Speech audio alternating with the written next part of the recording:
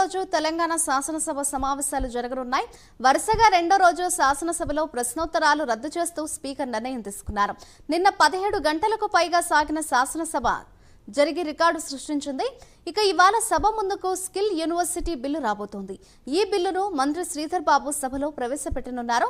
రెండో రోజు సభలో పద్దులపై చర్చ జరగనుంది. దాదాపు 9 శాఖలకు చెందిన పద్దులపై సభ చర్చించనుంది. Sports and youth services, social welfare, tribal welfare, minority welfare పద్దులపై నేతలు చర్చించనున్నారు. ఇరిగేషన్, సివిల్ సప్లైపై సభలో వాడివేడిగా చర్చ జరిగే అవకాశం కనిపిస్తోంది. ఇక మరోవైపు ఇవాళ అసెంబ్లీ వేదికగా రెండో విడత రుణమాఫీ కార్యక్రమం ఏర్పాటు చేశారు. 1.5 లక్షల రుణాల వరకు రాష్ట్ర ప్రభుత్వం మాఫీ చేయనుంది.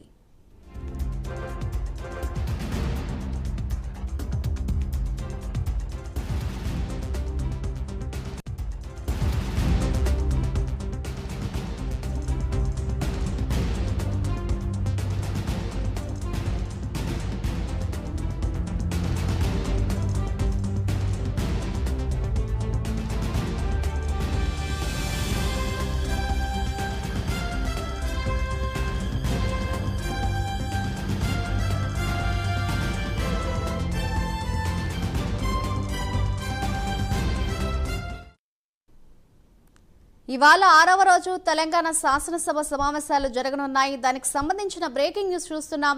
వరుసగా రెండో రోజు శాసనసభలో ప్రశ్నోత్తరాలు రద్దు చేస్తూ స్పీకర్ నిర్ణయం తీసుకున్నారు. నిన్న 17 గంటలకు పైగా సాగిన శాసనసభ రికార్డు సృష్టించింది. ఇక ఇవాళ సభ ముందుకు స్కిల్ యూనివర్సిటీ బిల్లు రాబోతోంది. ఈ బిల్లును మంత్రి శ్రీధర్ బాబు సభలో ప్రవేశపెట్టనున్నారు. రెండో రోజు సభలో పద్దులపై చర్చ జరగనుంది. దాదాపు 9 శాఖలకు చెందిన పద్దులపై సభ చర్చించనుంది. Sports and youth services, social welfare, tribal welfare, minority welfare పద్దులపై నేతలు చర్చించనున్నారు. ఇరిగేషన్, సివిల్ సప్లైపై సభలో వాడివేడిగా చర్చ జరిగే అవకాశం కనిపిస్తోంది. మరోవైపు ఇవాళ అసెంబ్లీ వేదికగా రెండో విడత రుణమాఫీ కార్యక్రమం ఏర్పాటు చేశారు. 1.5 లక్షల రుణాల వరకు రాష్ట్ర ప్రభుత్వం మాఫీ చేయనుంది.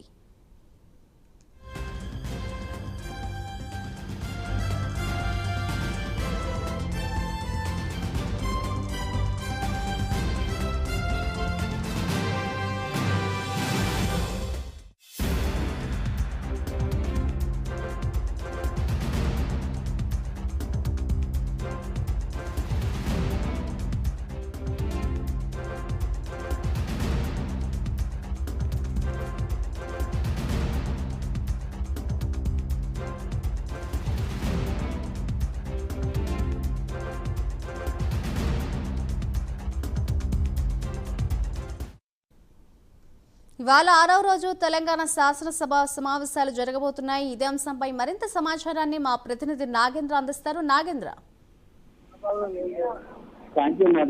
ఈరోజు 6వ రోజు అసెంబ్లీ సమావేశాలు 10 గంటలకి ప్రారంభించబోతున్నాయి. ముఖ్యంగా వరుసగా 2 రోజుల పాటు అంటే నిన్న ఈ రోజు కూడా ప్రశ్నోత్తరాన్ని రద్దు చేశారు.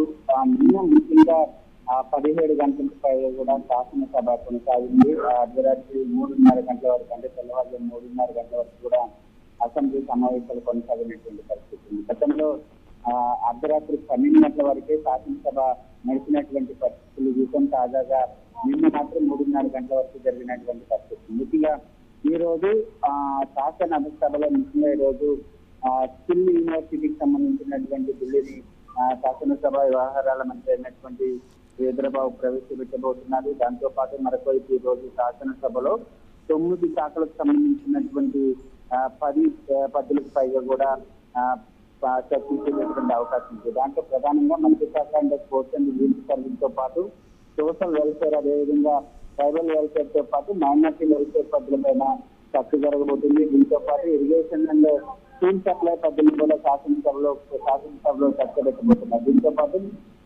మరొకవైపు వ్యవసాయ శాఖ, అదేవిధంగా టూరిజం శాఖకు సంబంధించినటువంటి పద్ధతులపైన కూడా శాసనసభలో చర్చ పెట్టబోతున్నారు. దాంతో పాటు ప్రధానంగా దేవాదాయ, ఫారెస్ట్ డిపార్ట్మెంట్ కి సంబంధించినటువంటి పద్ధతులు కూడా చర్చించబోతున్నారు.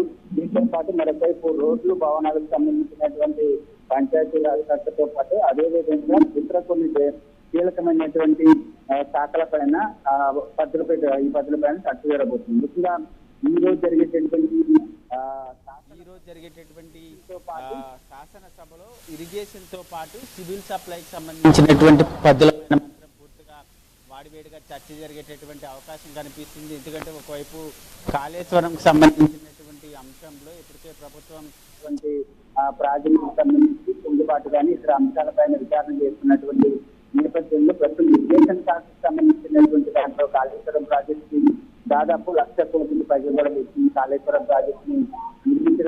కాళేశ్వరం ప్రాజెక్ట్ని నిర్మించడం జరిగింది. దీనిపైన కుంగుబాటుతో ఒక్కసారిగా ప్రస్తుతం అయితే ప్రభుత్వం ఇరిగేషన్కి సంబంధించినటువంటి అంశంలో విచారణ చేపడుతుంది. దీంతో పాటు మరొక వైపు రెవెన్యూకి సంబంధించినటువంటి అంశంలో గత ప్రభుత్వ హయాంలో వేల కోట్ల రూపాయల అవినీతి జరిగింది. అక్కడికి సంబంధించి అంటే ఇరిగేషన్ మరొకవైపు సివిల్ సప్లైకి సంబంధించి ఈ రెండు అంశాలపైన కూడా సభలో వాడివేడిగా చర్చ జరిగేటటువంటి అవకాశం కనిపిస్తుంది. దీంతో పాటు మరొకవైపు ఈరోజు అసెంబ్లీ వేదికగా రుణమాఫీకి సంబంధించినటువంటి కార్యక్రమం ప్రారంభం కాబోతుంది. మొదటి విడతలో భాగంగా లక్షలోపు రుణాలు ఉన్నటువంటి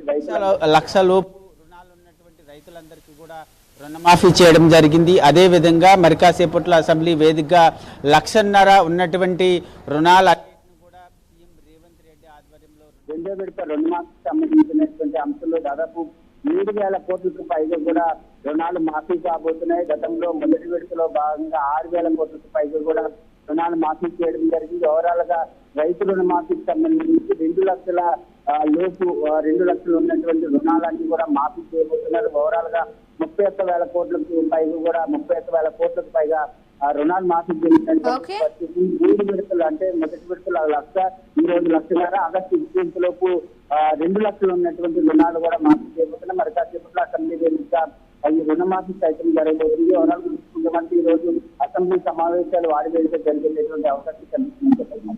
రైట్, థ్యాంక్ యూ నాగేంద్ర.